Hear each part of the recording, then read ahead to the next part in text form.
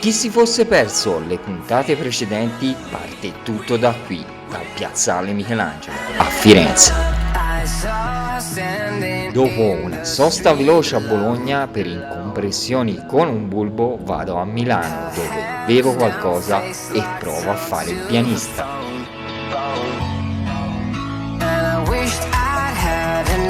A Brescia bevo birra con animali pelosi e letargici. Dopo un po' di sole sul lago di Garda provo a fare l'eremita sulle montagne, ma fallisco.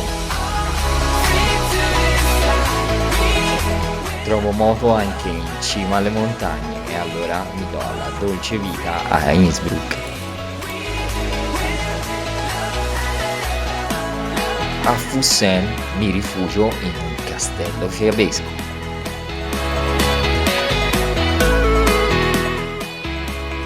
Dopo tanta acqua ho un debole per le macchine e mi ritrovo al Porsche Museum.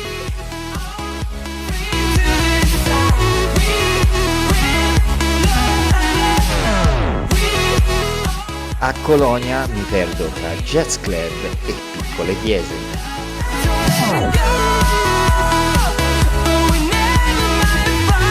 Continuo a perdermi, ma tra luci rosse e strane sostanze magiche ad Amsterdam.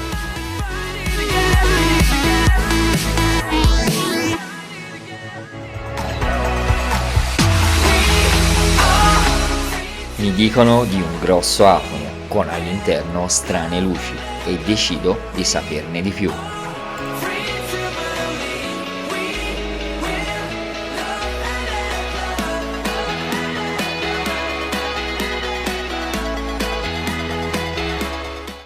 Per chi si fosse perso qualche episodio, in questo momento mi trovo a Bruxelles e sto per ripartire. In questo episodio vedrete infatti le incredibili scogliere di Dover e qualche immagine di Dover di notte. Come avrete notato, ho cambiato la sigla iniziale. Infatti ho deciso di basare la sigla iniziale e finale dei video su dei momenti futuri del viaggio. Quando arriverò a quei momenti cambierò rispettivamente la sigla iniziale o finale. Ma ora ritorniamo al viaggio.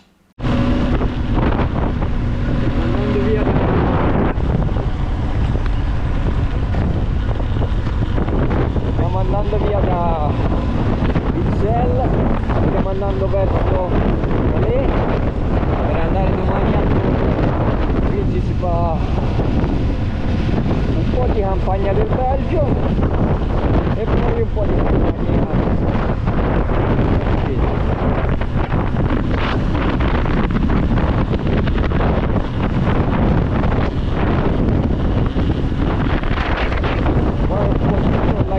Perché hanno avuto un'emergenza con gli allagamenti anche loro e anche in Francia, quindi vedremo un po' come sarà la strada. In questo momento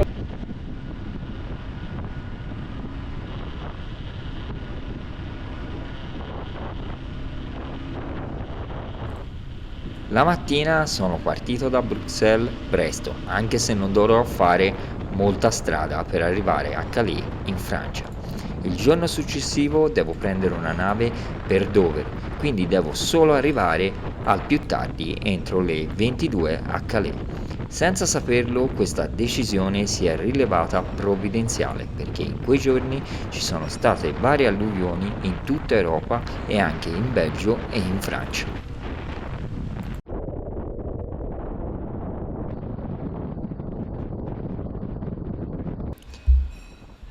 Nel frattempo scopro che guardare il meteo la mattina è stato abbastanza inutile perché il telefono comincia ad avvertirmi di un'emergenza alluvioni. Ancora non piove molto e confido nelle previsioni. Il telefono col navigatore si blocca di continuo grazie a questi messaggi di emergenza che continuano ad arrivare a intervalli regolari. Infatti non sto usando il navigatore offline ma Google Maps perché mi serve sapere quali strade sono chiuse. Ogni volta però per farlo ripartire sono costretto a fermarmi e levarmi i guanti.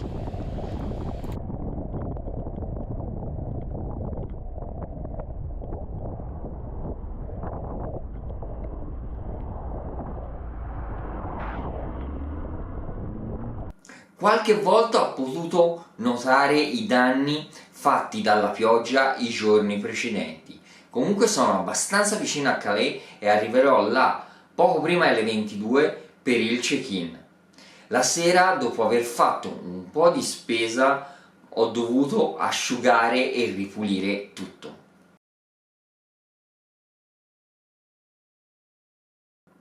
E finalmente verso le 2 potrò godermi un po' di riposo e stavolta dopo tanto tempo in una camera tutta mia.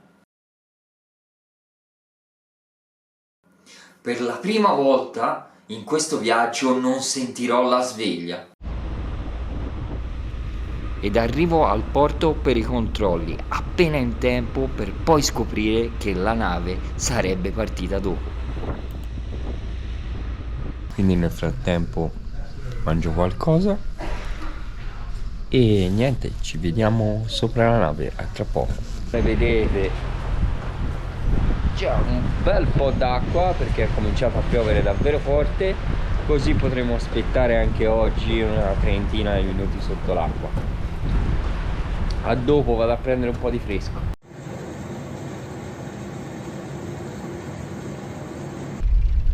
Comunque la cosa buona è che almeno il mare, come si può vedere,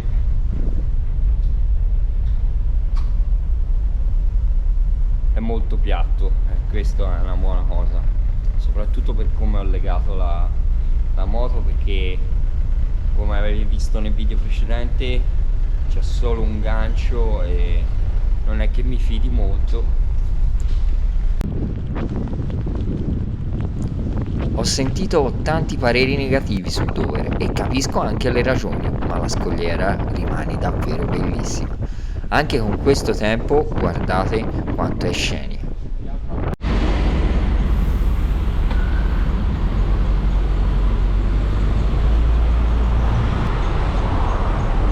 Sceso dalla nave ho pensato subito a come poteva essere guidare a sinistra e se fosse difficile guidare dalla parte sbagliata, per scoprire poco dopo che non mi crea nessun problema.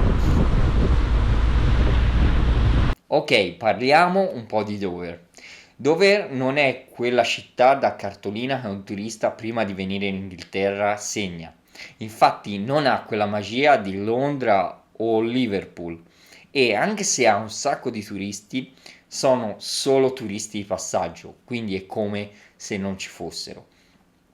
Ma anche se davvero alcune zone della città vi faranno pensare ma cosa ci sto a fare qui, devo dire che anche se è piccola, non troppo pulita e non c'è molto da fare, questa autenticità me l'ha resa davvero affascinante.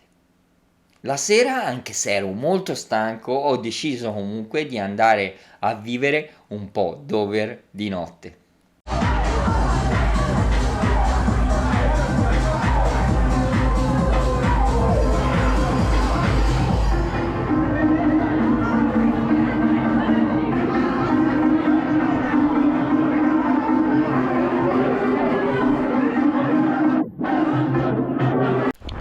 Anche se il centro è microscopico e i locali molto semplici, le persone mi sono piaciute molto, perché anche se molto rudi sono anche molto spontanee ed escono soprattutto per fare baldoria.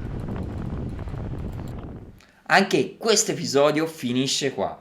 Nel prossimo episodio festeggerò una ricorrenza molto importante e proverò un trono reale. Se mi vuoi aiutare a far crescere questo canale, iscriviti e lascia un like. Come al solito vi auguro buona strada a tutti e ci vediamo nel prossimo episodio.